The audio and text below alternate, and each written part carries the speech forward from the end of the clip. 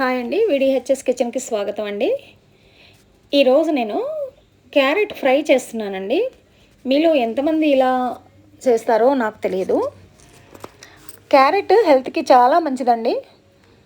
ఇందులో beta carotene పుష్కలంగా ఉంటుందండి. ఇది తినడం వల్ల కంటి చూపు మెరుగుపడుతుంది, చర్మాన్ని కాంతివంతంగా మారుస్తుందండి. ఇందులో నేను కొబ్బరి కూడా వాడుతున్నానండి, ఫ్రెష్ కోకోనట్. ఈ రెండిట్లో కూడా ఫైబర్ ఎక్కువగా ఉంటుంది.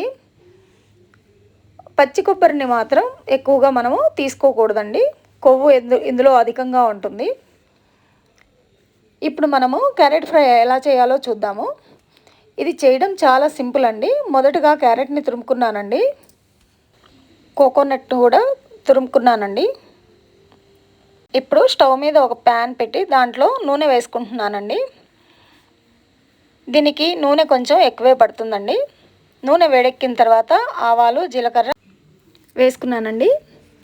ఇవి కొంచెం చిటపటలాడిన తర్వాత చూడండి, చిటపటలాడుతున్నాయి. ఇప్పుడు కరివేపాకు వేసుకుంటున్నానండి, ఒక రెమ్మ. ఇది కూడా వేగిన తర్వాత ఇప్పుడు క్యారెట్ వేసుకోవాలండి. దీంట్లో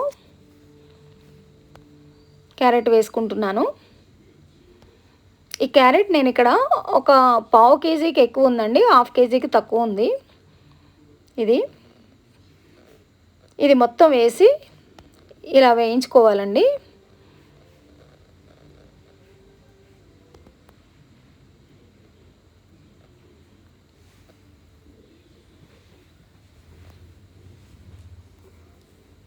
ఇదంతా కూడా ఫ్లేము సిమ్లో పెట్టుకొని చేసుకోవాలి. ఇప్పుడు నేను దీంట్లో కొంచెం పసుపు వేసుకున్నాను. ఇప్పుడు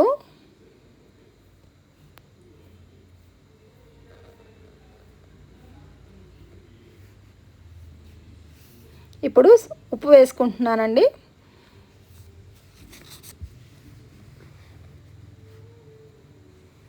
ఇది కొంచెం వేగిన తర్వాత ఇది కలుపుతూనే ఉండాలండి. కొంచెం వేగిన తర్వాత నేను కోకోనట్ తురిమింది వేసుకుంటున్నానండి. దీనికి ఒక పెద్ద చిప్పంతా వేశాను.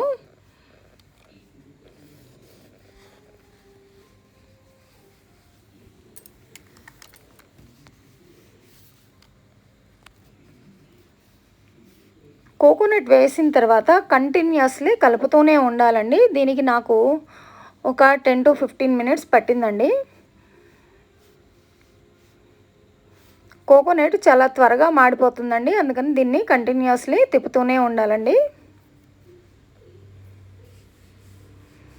ఇది వేగిందండి. ఇప్పుడు చూడండి, ఇది వేగిన తర్వాత ఇందులో ఇప్పుడు నేను ఒక 1.5 స్పూన్ కారం వేసుకున్నానండి. నేనైతే ఇక్కడ ఒక స్పూను ఉప్పు, ఒక 1.5 స్పూన్ కారం వేసుకున్నాను. ఉప్పు కారాలు మీ టేస్ట్ని బట్టి మీరు వేసుకోండి.